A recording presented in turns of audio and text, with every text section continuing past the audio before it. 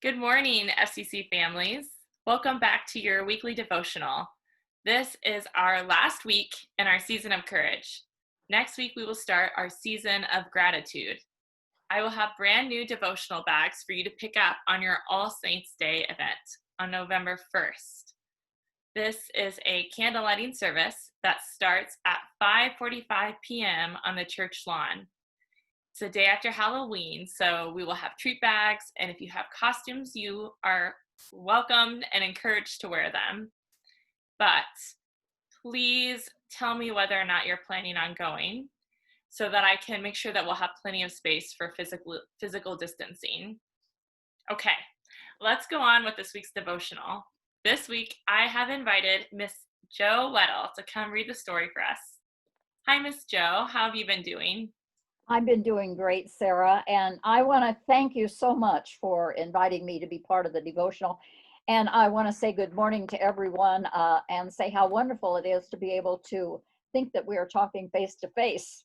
And I am really excited about doing the devotional today. So thank you. Yes, it's really cool to be able to connect in this way when we can't get together in person. So thank you so much for being here. This week's story is about Shadrach, Meshach, and Abednego. They are in exile in Babylon. Exile means that they cannot go back to their home. Most people in Babylon had a different religion than Shadrach, Meshach, and Abednego, and they are pressured in the story to worship other gods. But they remain faithful to their God, and something really strange happens. Get ready for our story. Let's light a candle and sing our centering song. Miss Jo, will you light a candle while I sing? I will. I have a candle all ready. Okay. I can get the match going. There we go. We'll let you light the candle and then we'll start singing our special centering song. My match went out. Start again. It happens to me a lot when I light candles. There we go. Be still and know that I am God. Be still and know that I am God. Be still and know that I am God. Now, Sorry, I had a stubborn match here. Didn't want to light. So we have brought the light of Christ into our meeting today. and now we are ready to start our story. So I'm going to share the pictures of the story on the screen. So Ms. Jo, when you see the pictures, that's when you can start reading the story. Okay.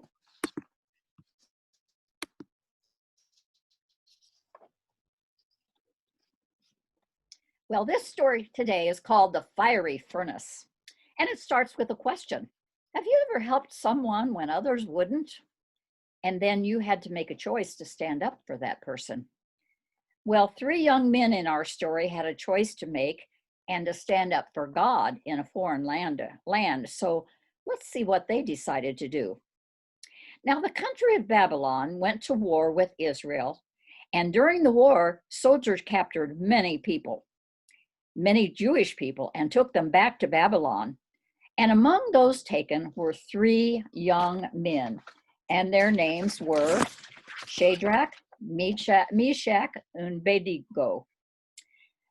They are hard names to say.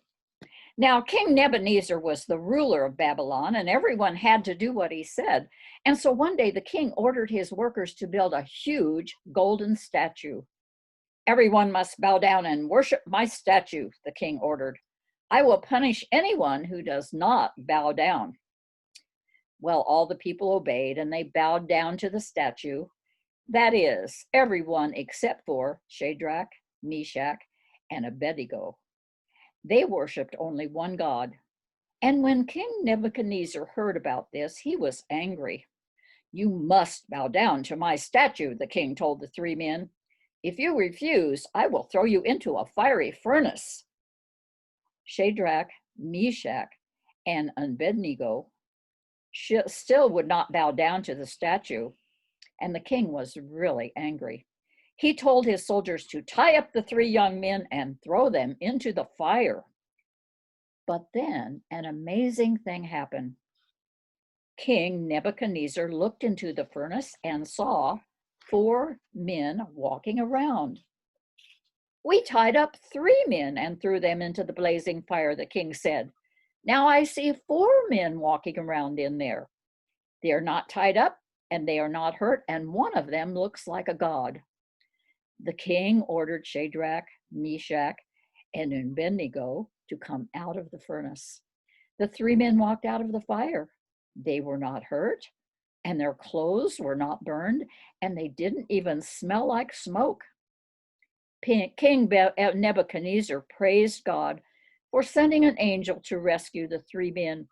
He ordered everyone in Babylon to respect the God of Shadrach, Meshach, and Abednego. And that is our story for today. Well, thank you so much for reading our story. You know, I have always lived in the same country, the United States. I wonder what it felt like to live in a different country where people speak a different language and have a different religion.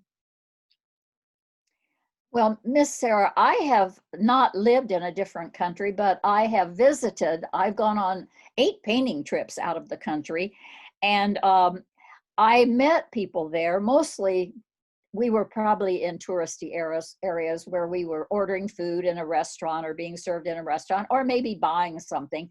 And all the people that we met there spoke English and were very welcoming and very nice to us. But I did not have an opportunity to talk with them. I went into many beautiful churches, but I did not have an opportunity to talk to them about God and what they believed in God. So I didn't have that kind of an experience in another country.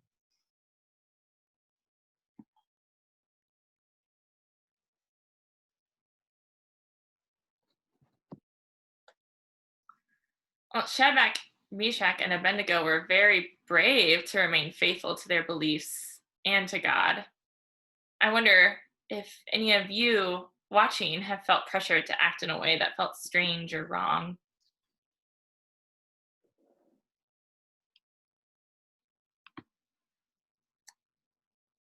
I have felt that way before. I felt afraid to talk about my faith in Jesus.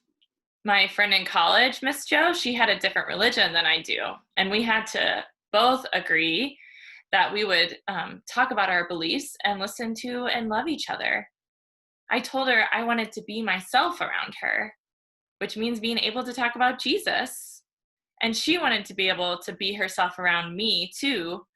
So after we decided to both be honest, I didn't feel afraid to talk about Jesus anymore.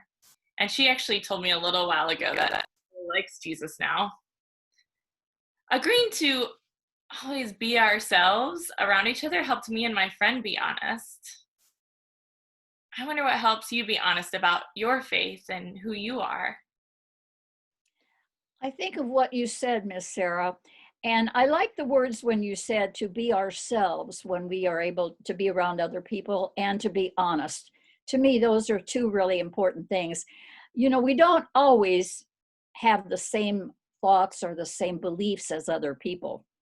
And sometimes we might feel hesitant to speak up if we feel differently than someone else. But I think it's really important that we understand that we may have different thoughts and we may have different opinions, but it is really important that we can be honest with each other and respect each other. I think that's important, that even though someone speaks or thinks differently than we do, we have to respect what they think.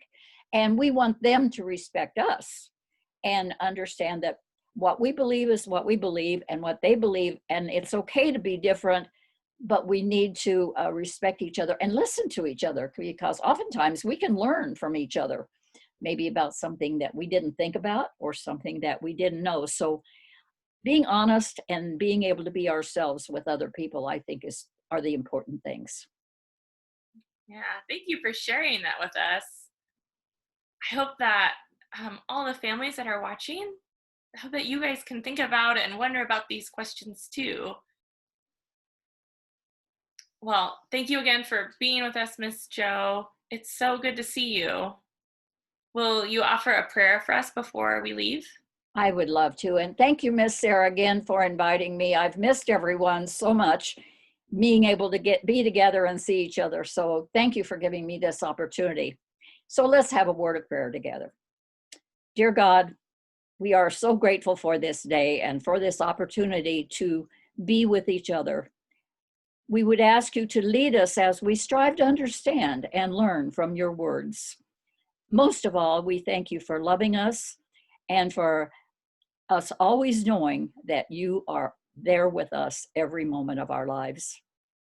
Thank you, dear God. We pray these things in the name of Jesus. Amen. Amen. Thank you, Miss Joe, and thank Thank you you. all of you for being with us this week. I hope to see you on November 1st. Bye. Bye-bye.